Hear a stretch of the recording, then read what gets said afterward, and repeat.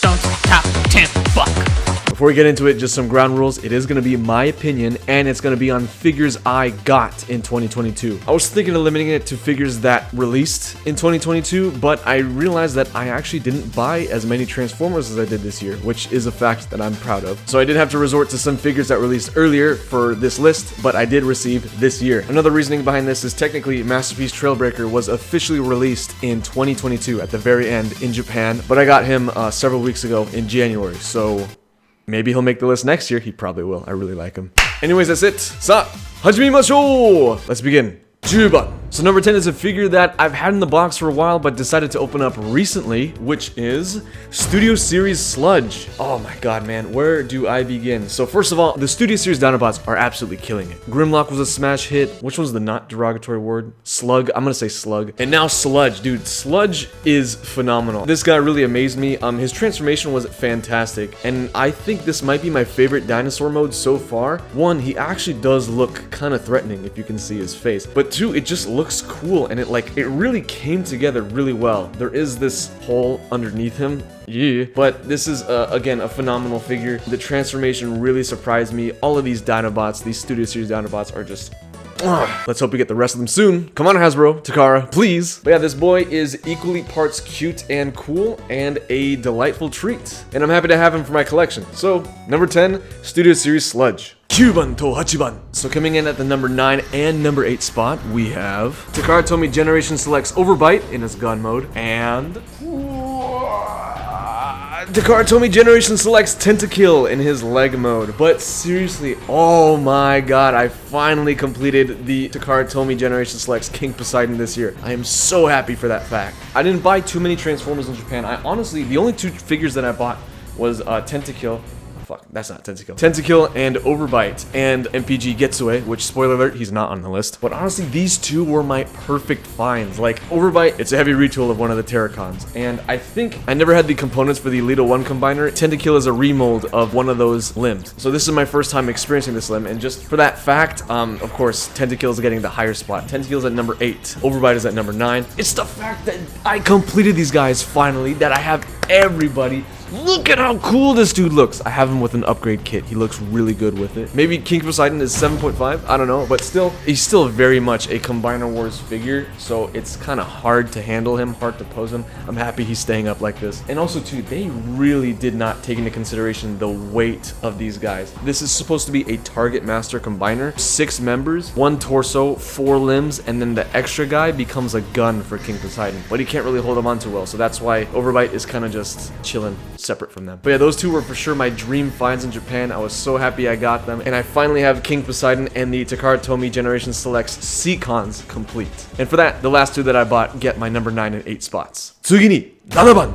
So keeping in line with Japanese Transformers, I think I made it my mission to collect like basically every single Japanese Transformer that's released. Still looking for Legacy Minerva. If I had her, she definitely would be on this list, but I still haven't found Velocitron Cosmos, so I think I'm gonna give up on the Minerva search. But speaking of Velocitron, we had a surprise to Wave 2 of Velocitron, which is this Victory Universe Galaxy Shuttle. Wow, I cannot believe that they made a Galaxy Shuttle toy. So full disclosure, it is a repaint of Siege Astro Train. I'd never had Siege Astro Train, so this is my first experience with the mold. Honestly, I think the mold does him sort of justice. Like, I like the robot mode, I like the shuttle mode. The train mode, I actually don't like. But for real, the fact that we have this is cool. Now, I'm of the opinion that in order to truly capture Galaxy Shuttle as a whole, he needs a Titan class figure. He's a big boy, and I think, you know, Titan class would suit well for him. But for now, we have this, and I'm happy with this. I have some problems with it, but again, it's cool that it's a figure of a Japanese character in the West. I'm happy that I was able to snag a pre-order, and this guy is just a neat little treat. So yeah, and hopefully this just shows Hasbro that we want more Japanese characters. Please, let us continue. 6番. My older brother held on to this guy in Japan for so long, but after visiting him, I was able to come back with him along with the Coronation set for Masterpiece Starscream. So of course, I am talking about Masterpiece Skywarp 2.0. I have him in his jet mode. I have a really cool display going on back there. I will transform to a robot mode eventually, and I will get to talking about this mold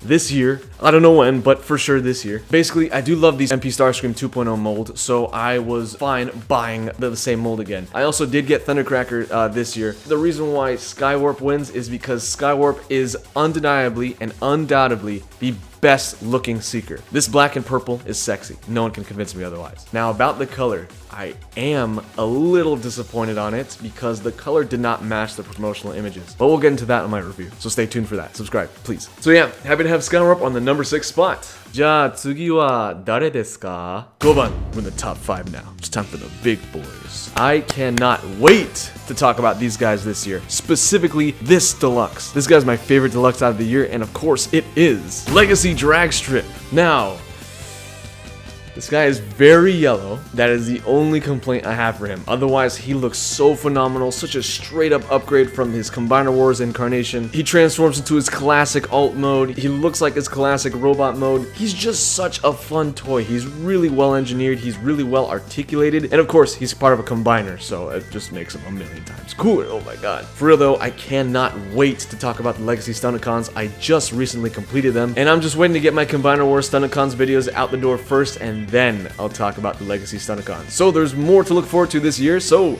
subscribe. Drag Strip, once again, fantastic robot mode, fantastic vehicle mode. Ooh, like he's checking off everything I can ask for. So, as part of the first member of the big boys, number 5 spot, Legacy Drag Strip. 4番, number 4. Number 4. So number 4 is our first introduction to Masterpiece Combiners, MPG Shoki. So this is the only figure of this list, spoiler alert, that I actually made a full-fledged review on. I put so much time into his review, so please watch it. Expect the same quality from my Masterpiece reviews in the future, by the way. But yeah, this guy, Takara really started off pretty strong with their MPG line with this guy. The robot mode is great. It is very cartoon accurate. His Shinkansen mode is fantastic too, even though I have problems with it. And I think the chest is decent. Every time I look at more updated pictures of MPG Raiden, my opinions change, but my current opinion now is that the top half of Raiden looks fantastic. The bottom half, no, not really. So him being the leader, him being part of the chest, him being a Japanese Transformer, both literally and canonically born in Japan, just makes this guy so much cooler. You know, I'm really happy that Takara decided to show love to him and the Trainbots, which are not really popular group in the West. So I'm more for obscure characters. Well, obscure Japanese characters. Sorry, I like Japan in case you don't notice, but I'm not a fucking weeaboo. I do not watch anime. It's a good start to the MPG line. I really like him. He's probably going to be my favorite Trainbot, but we'll see when the rest of them come out. They're all not looking too bad, but I'm very worried for Kaien. Next, Sunbun. Somebody is riding this dude. That sounds weird. And if I was a Transformer, maybe I would ride this guy too. Just saying. Whoa. Studio Series 86 Junk Heap. So if you saw my list last year, Wreck-Gar made the list. I honestly love this guy, and I need to talk about him. I'm trying. I'm really trying to push YouTube this year. We'll see. This guy is a retool of Wreck-Gar, and I honestly love that Wreck-Gar. So just this figure too, like automatically I love, because it's a retool of a figure that I already like, and pieces of it where he's slightly different. Like he's got a new head sculpt, he's got different molded chest, he's got these side pieces right here that are really cool. It's just a phenomenal figure, bro. And the fact that I have 2 Junkions, one can be in bike mode and the other one can ride the other. It's just so cool. His robot mode is fantastic. This mold probably has the best posability in the entire main line, and it's just a fun toy. You know, this bike mode too, it looks a little goofy, but it's still cool. I don't know what else I can really say that I already said about Wreck-Gar. This guy, Junk Heap, I love. Definitely love at first sight when I open this guy up. We're almost done. Let's move on. Niban, the number 2 spot. How could I not? This guy is just borderline perfect. Commander Class Legacy Motormaster, and oh my god, this is the figure out of all the Legacy Stunticons that I am so excited to talk about. I fucking love this thing. First of all, can we give props to Hasbro and Takara for every single Commander Class figure that they released? They fucking hit it out of the park, bro. Jetfire, Skylynx, Rodimus Prime, and they're keeping that streak going with this guy. Oh my god. Suffice to say, both modes are phenomenal. I especially love his robot mode. They did his original design justice. I fucking love this. I'll have to talk about how I feel about his trailer being Mendosaur's body when I get to the review. For real, dude, this is such a good fucking figure. I love this thing. It is so close to perfection. That vehicle mode, that robot mode, and that combined mode. Oh, God, I love you, bro. I just can't wait to talk about this guy this year, for sure.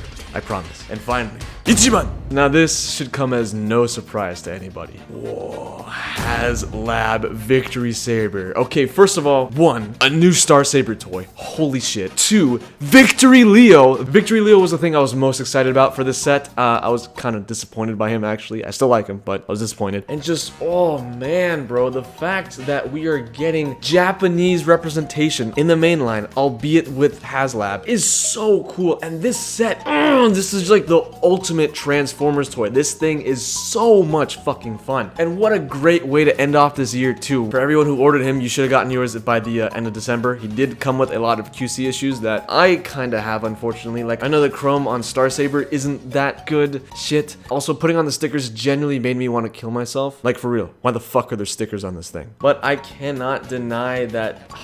Man, it really does feel like a victory for Transformers as a whole that this thing exists. I am so in love with this. I am so ready to make a review on this. I am slowly writing the script. I want to make it special like how I made my HasLab Unicron review. Look at that, bro. HasLab reaching the #1 spot 2 years in a row. Let's see if Deathsaurus can do the same thing this year. Ooh. But yeah, again, just wow. What a phenomenal toy. A phenomenal display piece. A phenomenal figure of a phenomenal characters. I am so happy to have this in my collection. And if you missed out on ordering this guy, I have a message for you. Watch my review. You will not be disappointed. I'm making it vague, that's all I'm saying. Anyways, that is it, folks. LinkFrostimus' top 10 Transformers of 2022. Thank you all so much for watching. If you agree with my list, be sure to let me know in the comments. If not, let me know your top 10 Transformers of last year. Honestly, I'd love to know. I love talking about Transformers figures, so...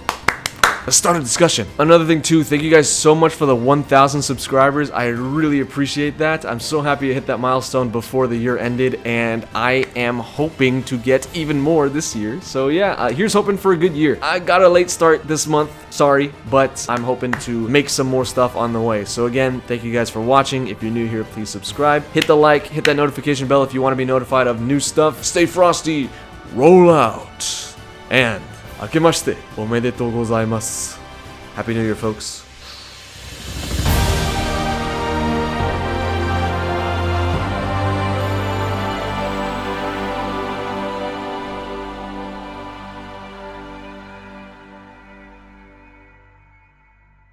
You know, hello? I'm recording something.